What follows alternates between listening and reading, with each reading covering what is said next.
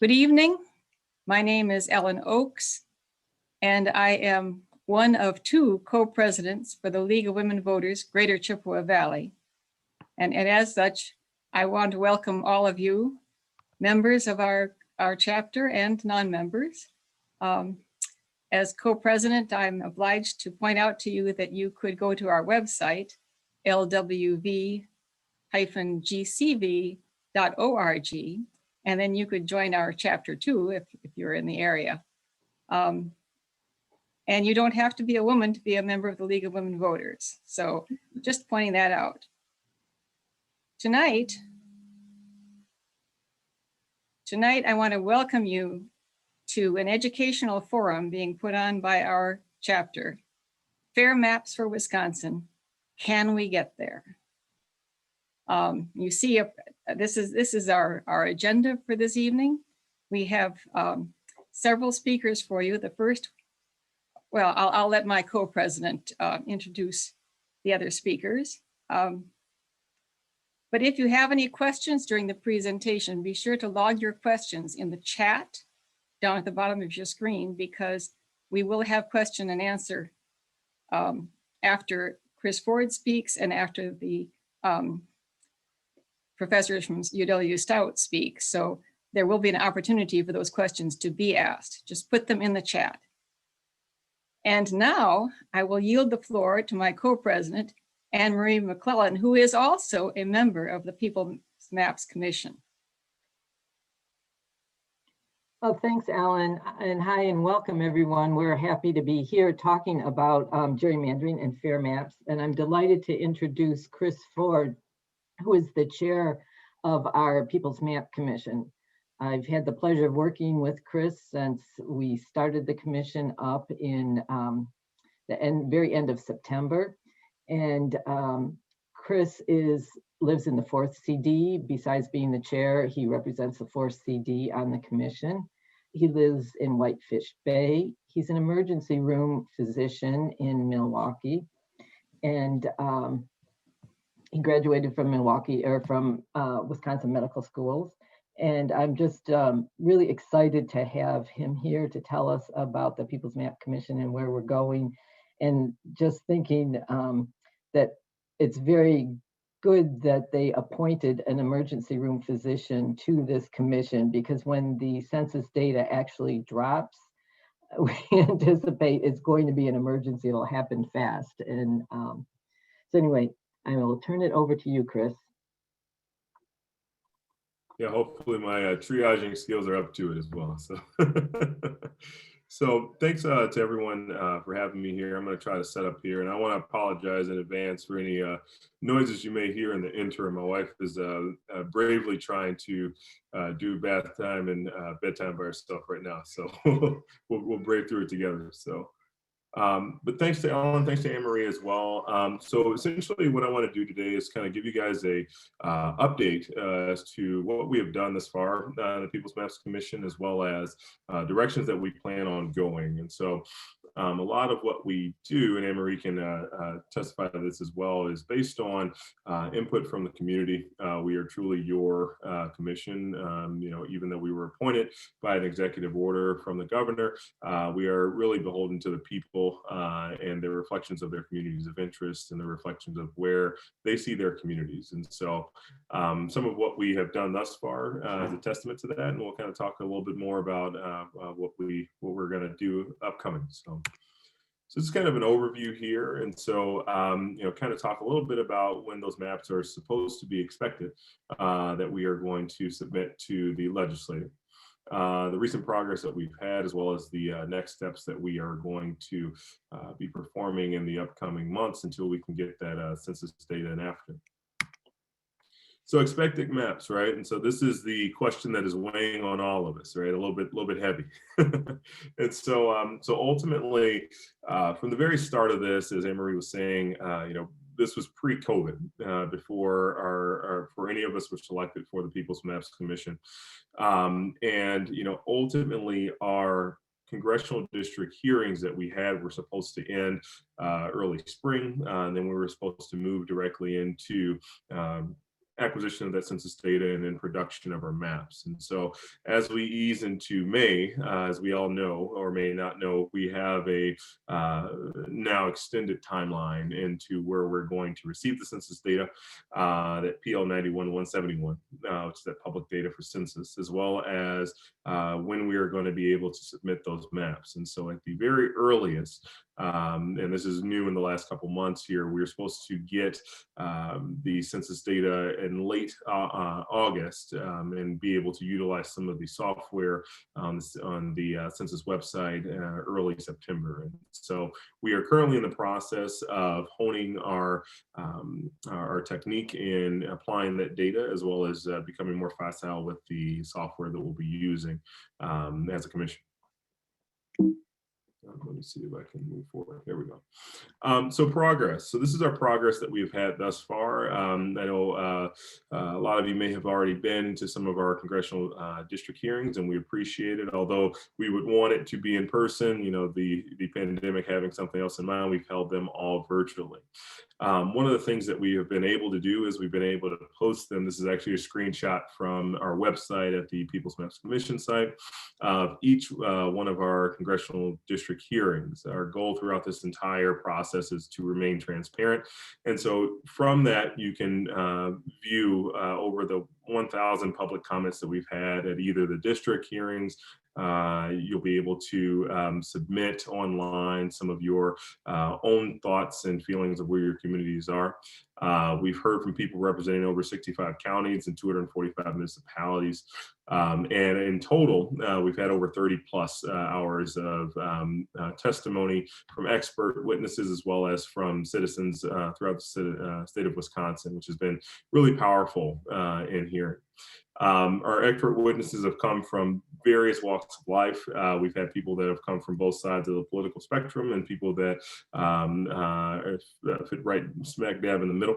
And we have applied some of that testimony and more so the testimony of the public into what we are doing. Another thing that we have done is we testified against the Wisconsin Institute for Law and Liberty filed rules petition, which is a 20-03 petition, which was, in our estimation, a way to circumvent some of the work that the commission is doing by taking some of the power away from our ability to present this data. And so we have yet to hear the ruling from that, and we don't necessarily know if it will be in our lifetime as a commission, so to speak. And so we'll continue to plug along and continue to fight that battle on behalf of the people of Wisconsin. And so Anne Marie is very familiar with this slide here. She painstakingly worked with another one of our commissioners, as well as the rest of the commission in terms of going through line by line to create. But just to kind of save you the task of reading through everything, one of our associates had the opportunity to put it into a pictorial graph here. And so this is how we prioritized our criterion. And this is available on our website and will be distributed as well once we get everything together in terms of our entire process. But you can see our tiered groups that we have in terms of putting our maps together and in terms of things that we are considering in order to push along in our goal. And so the traditional districting principles are the ones that we see as group one, and again, aligning with the idea of one person, one vote, keeping the maps nice and compact, as well as adhering to the Voting Rights Act. Our communities of interest, which is the greatest theme of our next month, which is upcoming. Identifying those communities of interest. We kind of talked about that a little bit, joked about that a little bit before we came on, but you know, are the people of Chippewa Valley, do you guys have specific communities as a community in itself? Where do you feel as though those communities are represented in your maps? And so we would like to hear about that, and we want that submitted as early as you can. Population tuning, and so we're going to try to not deviate more than one person in our congressional maps, and so we're going to attempt to equalize that population. And then partisan fairness is one of the least high in our priority of mapping as well. And so these are again, our priorities, these are preliminary priorities. And so when we take into our account our first reiterations of the maps that we'll draw, if we need to tweak anything, then we absolutely will. But we are continuing to take public feedback based on this, and something that we're proud to sort of put a stake down for.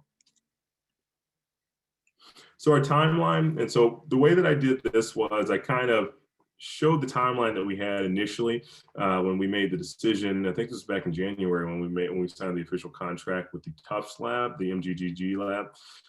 And so it kind of starts with today. So Anne-Marie and I just left a train the trainer event that was through the Tufts lab, where we were ourselves as commissioners doing hands-on with some of the district software. We had some people from the community as well participate in order to further promote these events, and hopefully have some folks create events of their own with the ultimate goal of having more and more maps submitted to kind of get that heat map format of where people think those lines will fall. In addition, the criteria that we saw earlier was a big goal of the month of April. Now going into May, again, as I said before, that community of interest collection will be our utmost priority. Again, in the interim, we're going to be working hands-on with some of that distributor software, but this is going to be paramount for this month in order to try to promote those communities of interest and get that input from the community. As far as June goes, we're going to get an aggregate report from the Tufts lab, and then we're going to utilize our draft plans by using the 2020 wards or the 2020 precincts as our building blocks. We are going to submit that to the lab, and then they're going to give us an evaluation, sort of doing a proofreading, so to speak, of some of the data that we provided to them.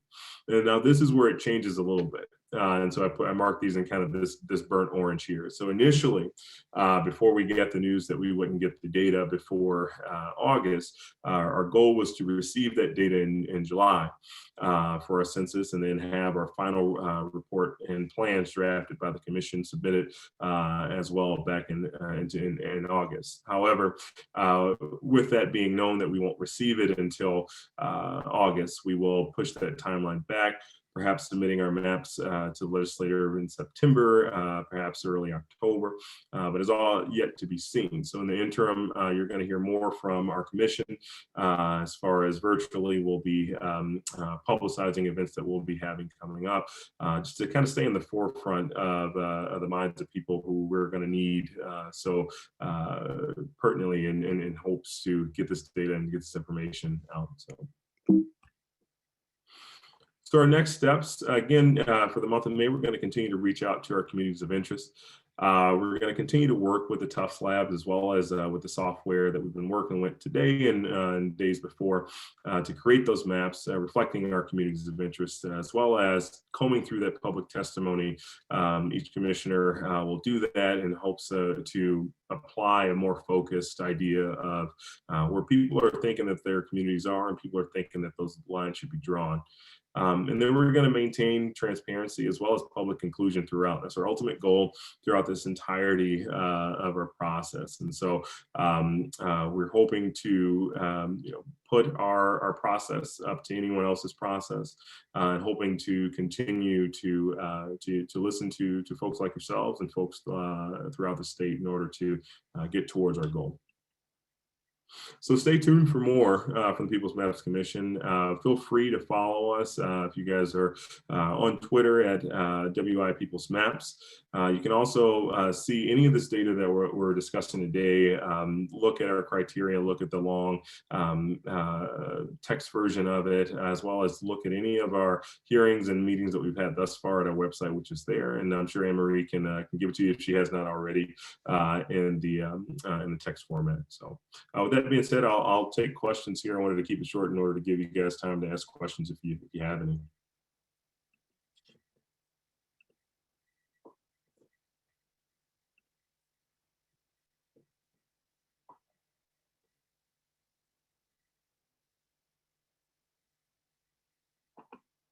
All right. Up. I don't think I can hear you, Amber.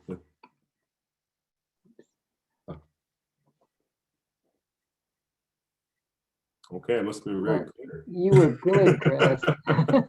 No questions. Well, thank you very much for joining us and giving us the update. Absolutely. Thanks, Emery, and thanks, Ellen, and thanks everyone else. I appreciate it.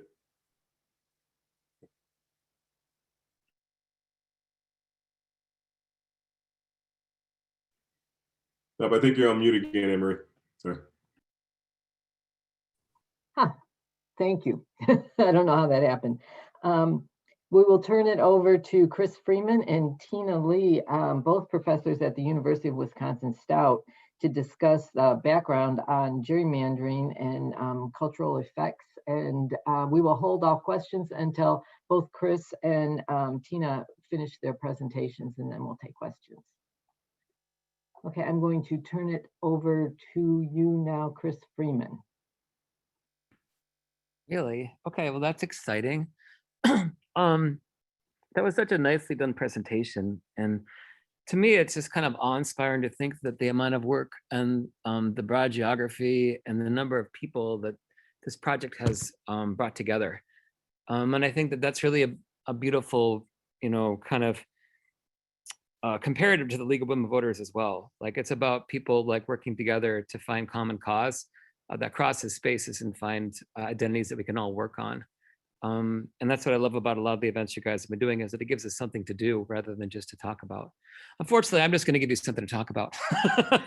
So it is interesting though, and this may be useful for you guys. I don't know, but this is actually the 2530th year anniversary of Fair Maps.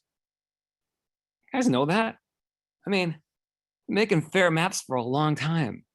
And the first fair map was in 508, Cleisthenes, when they reorganized the voting map for Athens and the Great Attic Plain, that tried to find the best way to not just get 50% turnout like what we get, but to actually get 100% voter turnout. So it's interesting to kind of think about the context for how they were able to engineer this type of participatory democracy that seems so elusive to us now. And it was a lot harder to vote back then, because we're talking about a participation in voting that people had to travel extensive spaces in order to create the types of democratic participation that we're able to do with a relatively little geographic crossing.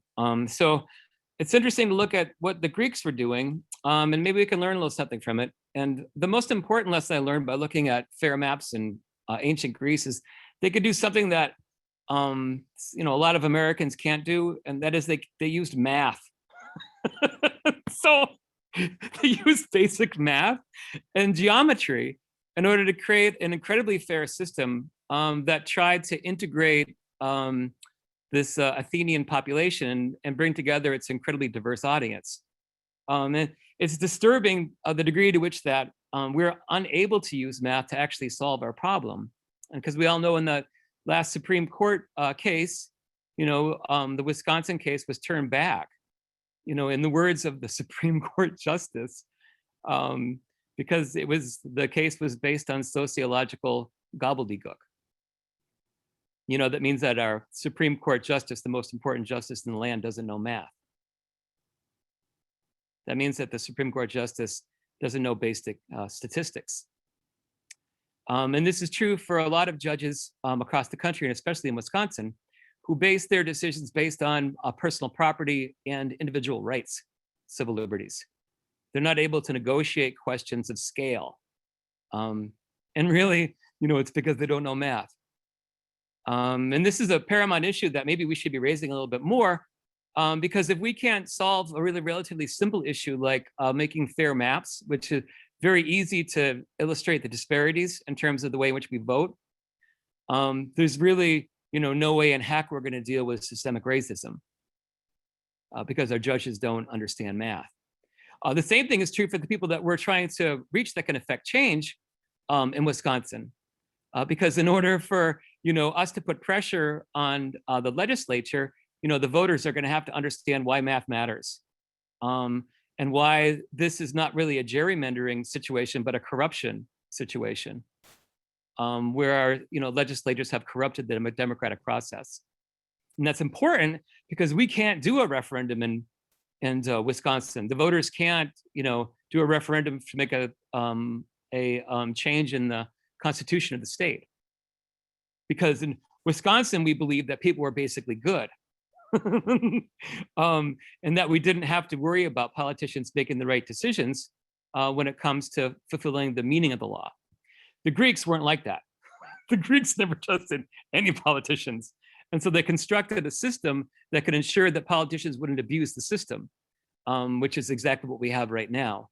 And so fighting abuse for the Greeks was really a mathematical problem they solved geometrically by making a very interesting voting map. And I think I'll try to share that with you now, but I'm really not a really great artist. And it might come out kind of weird because I think when I put up my map, it might be backwards. So I'll try to make it as abstract as possible, but it's a really interesting map that they designed. What Cleisthenes did was that he used statistics in order to bring together the diverse population, the urban population, with the farming population, with the coastal population. And so he divided, Attica up into 3 regions, and then he took a tranche, like a slice, out of each region. So that way, each region would have one part was urban, one part was farming, and one part was coastal. And each of these kind of groupings would create one voting block. And these were what they called the titrice. And these were the basic ways in which they created, voting structures that able to create a diverse voting population. Because, it's always so hard around here because people are like, oh, we're going to vote for that person because he's a good guy, or we know them because they're from here. The Greeks thought that was, a cause for, corruption. So they wanted to mix that up. They would never let that geographic permanence or ethnic identity, disturb the democratic system. So they came up with this system and they did it like this. They created one of these voting regions was Athens, and I'll make that a circle. And then the Midlands was the farmers. And then the coast were the ports and the fishing villages on the outside of Attica. Super interesting. So I'll make A, and then I'll try to draw my F backwards because I think it's going to come out backwards when I put it up on the screen. So I'll do a backwards F, and then I'll do a backwards C. And I'll show you how it breaks out. So I'll mark off a slice, a tranche, and stripes to illustrate how each of these regions would take a chunk, and then they would become a voting block. And then this voting block would integrate people that would have to figure out how to vote together so that they wouldn't have these kind of long-standing trenchant interests that disallow people to create common cause. So this is kind of what it looks like in my stylized map. So oh, it's working, I'm so excited. So in the middle, you got Athens, that's your urban area, and they take a little slice of the population, okay? And then they're gonna go to the farming section, they'll take a little slice out of that population. And then they take a little slice of this little coastal region over here. They can take these people that would have no common identity and bring them together because they would have to make a decision that would have to kind of cross over these kind of long-standing boundaries that tend to get set in place in time. So like the Greeks were geniuses, and they understood how democracy worked, which is the other thing that Americans have kind of lost sight of. And this is what's most disheartening about this process is that if we don't have a commitment as the Fair Maps Commission gave that was founded first in one person and one vote, that makes people lose faith in the whole system. Of course, in Wisconsin, we don't have that, especially if you happen to be African-American. We pack and crack districts to make sure that we have just enough in one district to make sure that that one party wins. We have vote dilution where we pack minorities. And this is based on redlining, based on long-standing practices of racial injustice in our state. And so it's not just that this Fair Maps Commission is fighting, for our democratic, functioning. It's also fighting long-standing systemic racism in this state. And so there's a lot of issues that, to me, really get at the heart of how we think about, who we are, as a community of voters, and how we can make this process, work a little better. So I would hope that maybe we could come up in this 2,530th year of the first fair map ever made. We could have a Learn Math campaign. to put pressure on our judges to understand the nature of statistics and why statistics and scale and questions and scale are exceptionally important to protect, the validity of our system. I also would like to see a campaign, maybe in schools to help students understand, the priority of why math matters. Because either their political leaders don't understand basic math, or they're corrupt. It's probably a little bit of both. But re-engineering how we think about basic civics and a civic obligation and really challenging this, for what it is. Because sometimes when you call it gerrymandering, it makes it sound like, oh, everyone's been doing it. No. This is a contemporary practice that's based on statistical analysis that exploits people, and especially poor people and people of color. It's designed to prevent people from voting. And now let's flip and look at the Greeks. You got the 100% voting participation. They're very clear about how the process operated. And when people violated the process of the democracy, they were impeached. The Greeks spent 10 times a year to impeach corrupt political officials who impeded democracy.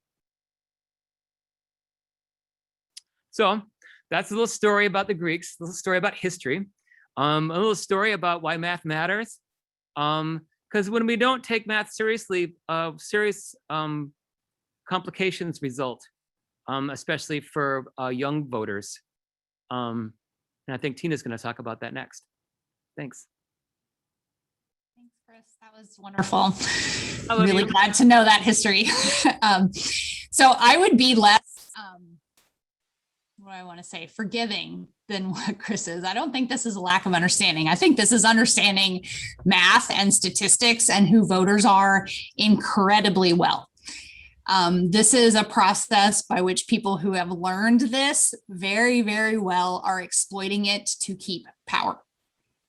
Right? A big chunk of what gerrymandering does is help to keep incumbents in power.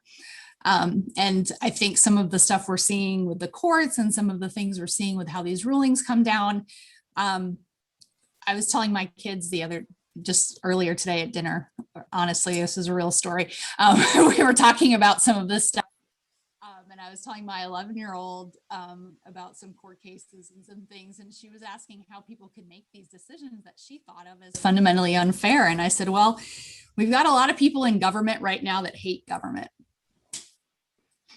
And I think part of what is going on with gerrymandering and voter suppression and money in politics, and I see those three things as intimately linked, is really folks trying to keep power above all else. It's about politicians that are essentially given the power to pick their voters rather than voters picking their representatives. And I think it is a huge problem, but I really do think it is very, very intimately tied to voter ID laws, voter roll purges, all kinds of ways that a whole bunch of states have tried to limit people's right to vote under the idea that there's this widespread fraud, which there's no evidence for. And I think a lot of this starts with Citizens United and some of the rulings around the ability for folks to give huge sums of money to influence politics. And I was looking at some reports about kind of the cumulative effects of gerrymandering in our entire country. And I found one report from the Center for American Progress who estimated that since 2010, 59 seats have been shifted across the country from one party to the other just by gerrymandering. And that is 20 seats in favor of Democrats where they're protecting their own folks, and 39 in favor of Republicans where they're protecting their own folks. And the Center for American Progress estimates that that meant that around 42 million people are not being represented by someone that they're voting for. So in Wisconsin, this looks like, 2016, 49% of the vote statewide going to the Democratic Party, but 54% of the seats going to Republicans, which doesn't sound that bad. But by 2018, 54% of the votes going towards Democrats and almost 64% of the seats going towards Republicans. And in other states, the party polarity is really switched. But this whole thing of cracking and packing and all of these kinds of techniques are people who understand how the system works really well and are able to protect themselves against challenge. And what I'm starting to see is this really is, especially with students, we teach, 18 to 22-year-olds, sometimes older students, but a lot of traditional college age students who are in our classes, and they're living through their first major elections and overwhelmingly are saying there's not really a whole lot of point in voting. Stout has really low voter turnout. Freeman can probably tell us what the numbers are, but a lot of Stout students aren't voting. And when you talk to them about why, they have the very profound sense that their vote doesn't matter, and they're not wrong. They have power. They don't understand what that power is and how to use it quite yet. It might exist outside of the ballot box, but they're not wrong about how likely it is that their vote is going to matter when districts are written the way they are. And it's just, it starts to erode the entire political culture. If you know that the person elected to represent your district, that there's no real reasonable way that they're going to be challenged, that they don't have to listen to their constituents, why would you bother writing them a ton of letters when they're doing something you don't like? I'm a very politically engaged citizen, and there's some of my representatives that don't even bother. I look for other ways to try to influence. And it's, I think, going to be a huge problem as it just erodes in general our political culture. If people feel like their voice doesn't matter because they're not rich, because money in politics is so big, because voting is so difficult, because they know that they might not be represented in their districts, it's really not going to just erode how people behave when it comes time for an election, but it erodes how they behave when there are things that they care about, that they want to be different, when they go to talk to any of their elected officials.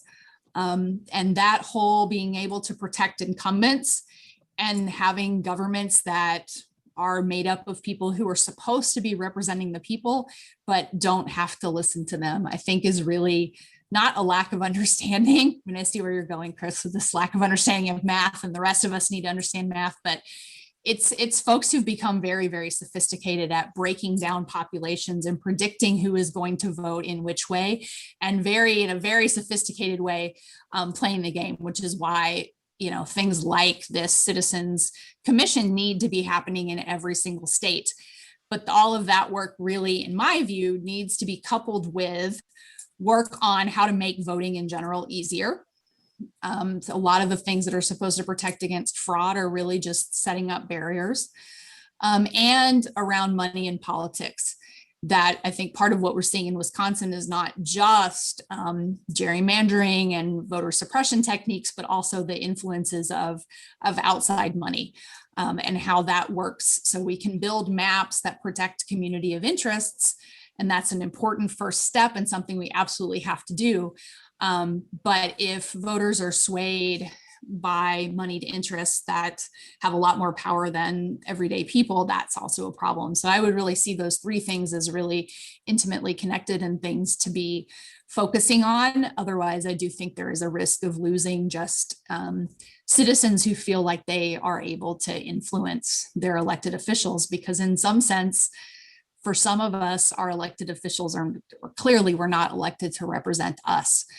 So finding ways to interrupt that process before we get to a place where people are completely disengaged, even more so than they are, I think is a really urgent thing to do. So I applaud that this group is working on it. I applaud that Citizens Commission exists. We need more of this kind of stuff. But I do think it really is changing our political culture for the worse. And that does worry me. And it's something that we try to fight against when we're teaching young people. But they're so focused on their next job and how they're going to get out of debt and all of that, that just getting involved in the political process is hard. So I think that's another thing to deal with in terms of youth. But I'll stop there, and I'm glad Innisfree is here so she can maybe tell us more of the mechanics of how to do this better. But that's what I'm seeing. I hate to be pessimistic, but I think now is the time to try to change this before it slides into yet more apathy and more people feeling like they don't have a say. Tina, you're singing the League of Women Voters song, you know. And I should point out to Chris that his clock was not backwards, so he didn't need to draw his picture backwards. Oh, perfect. Innisfree, are you willing to speak? Hi, I have different thoughts about what to say right now. Actually, I'm a geographer, and I am going to put in a plug for teaching geography in our schools. Okay, geography is not just about like where are the capitals or whatever, right? Geography is understanding the patterns, and like Chris was talking about, scale, right, is one of the issues, and geographers are experts at working at understanding how patterns are different at different scales, right? And understanding how maps and mapping works, and understanding maybe some better ways to represent, so that you know, I think a lot of people are not going to want to learn all the math and the computer science behind what's going on right now, because I think one of the things that Tina was kind of mentioning was that really what has happened is that the computer programs have made it so much easier for for certain people who are in the know to figure out exactly how to redraw districts to make them fit their requirements, right? And so, I mean, people were doing all of this gerrymandering for, you know, years and years, right? But it's so much easier now, and the resources that people have to do that is significant. And so I really think that, you know, what we're talking, so a while back, K-12 schools sort of replaced geography classes with social studies classes, which are then often taught by people who are not really qualified to teach any of the social sciences. And I think that does our students a disservice. And so when I get students who are college sophomores or juniors who have never heard of gerrymandering, who don't understand the basics of why we have a census, and what that's about, and how our basic government works at the federal level, how we're represented, that really concerns me. And I think that's something that we need to be working on, is making sure that it's not like at the college level that students start to understand this stuff, right? I'll stop there.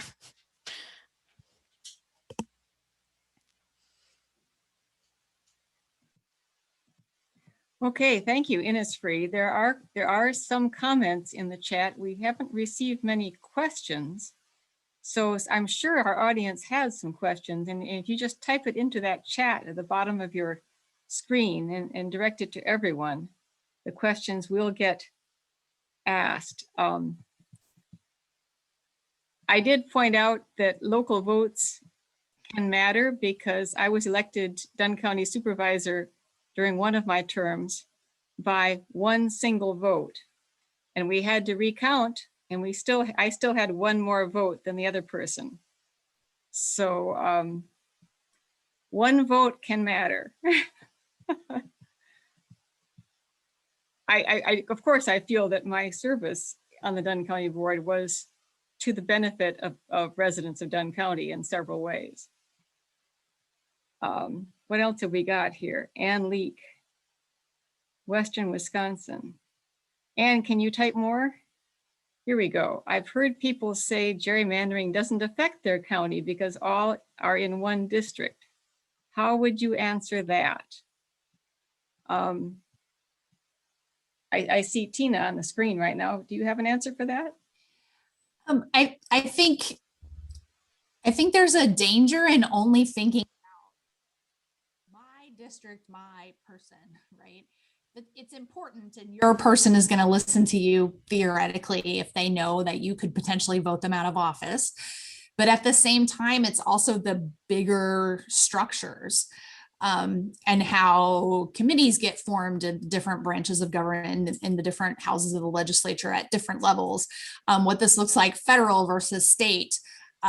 So it's just that we're electing a whole body, right? We're electing our representatives, and we often go to that because we know that's a place we have leverage. But if the majority of folks in Wisconsin are signaling with their votes that they have certain kinds of priorities that tend to be aligned with a current political party, and that political party is in the minority, then what you want to get done is not going to get done. So if, say, a majority of Wisconsinites are voting for people who would say want to put more money in public education, and they are deciding, I'm going to vote for the Democrats because they're the ones most likely to do that, and then the legislature is 60-40 Republicans, those needs aren't going to be met. So I think it's not just your individual representative and whether you feel confident that they represent you, but just at this bigger scale, you end up with entire bodies that will go in directions and appoint people to lifetime judgeships and all kinds of things that are really going to affect you. And Innisfree can probably add more as a geographer who knows more about scale, but. Well, no, I'm just wondering, just because the whole of a county is within a district doesn't mean that there's not gerrymandering. Like, are there any cases in Wisconsin where the boundaries of the district and the boundaries of the county are exactly the same? No. So like, in geography, we call this the modifiable areal unit problem, where it's how you draw the boundary. So it's not just whether whether your county is within the boundary, and like, I guess my other question would be, is your community really bounded by the county, right? Like, is it that the people that you care about and the issues that you care about exactly follow, like, these are all arbitrary boundaries. And so I would say some issues that affect me relate to people that are not in my county, that might be across the border, right? So just because the county boundary is within your district doesn't mean that your district isn't gerrymandered. Is my response. I mean, Yeah, that's a better one. So there's another question that's talking in more generally about the nation. With census results, many states are losing or gaining electoral vote. And so far, Republicans are gaining a stronghold. Between that and gerrymandering, how will fairness ever be achieved? When I saw this, it didn't look like a stronghold, just like a tighter margin, but that is a problem. Yeah, I mean, our system historically was engineered on purpose to protect more rural and less populous areas for a whole host of reasons, of the Electoral College and all of that. And not being a historian, I don't want to stick my foot in my mouth and explain it incorrectly, but our whole history is to try to protect that, and with some real worry about if the bigger population centers had too much power, what would that mean for certain interests in more rural areas? And this goes back to slavery and all kinds of stuff like that. So that's part of what's going on, is the system is deliberately meant to keep a certain amount of power, even for fewer people, in all of these varieties of ways. But I think the bigger story is really that there's just been this shift in a lot of the way that districts have been working and how gerrymander has been happening. As I was citing before from this one study, it's shifting things towards Republicans. And I think we're starting to see that that there's, just the ability to hold on to power for folks who are not really representative of most young people, of lots of Americans, of the diversity of our country. So I think without getting, a new Voting Rights Act that helps to make it so that everybody can vote and it's easy to vote without some limits on campaign finance and without better districts, I'm not sure how it becomes fair. And I really do think there is a process of a certain power or a certain party that's starting to lose support, instead of changing their policies to gain support, have decided to just retrench and just try to rig the system. And I think that's a fair statement, even though I know it's a partisan one. And of course, League of Women Voters is nonpartisan. Yes, so I know. Yeah. Right, and if I can just throw a little bit of hope into that response, is one of the things with, I think Arizona and Colorado are both states that have gained another congressperson, and both of those states have independent redistricting commissions. So hopefully that will try to keep things a little bit balanced, but so there's a little bit of hope there. Yeah, I mean, I think those independent commissions need to be in every single state. And I know there's a question earlier about how Iowa got theirs. I don't know that history, but it seems to me that that's just something that it should exist everywhere. No state should allow the party in power to draw them down boundaries. The other thing that is of concern this year, right? The census numbers just came out, or part of them, is just how the census was conducted, right? And that so much of there's so much technical detail that we all need to be watchdogging in terms of how these processes happen and how people are counted. There's big concerns about whether there is really an accurate count, whether there has been an increase in inaccuracies in this year's or in this time's census, right? And this is the same thing I see when I talk about food policy with my classes, and we talk about the Farm Bill and how important the Farm Bill is in terms of food policy, in terms of helping people who are low income, in terms of understanding how our agricultural system works.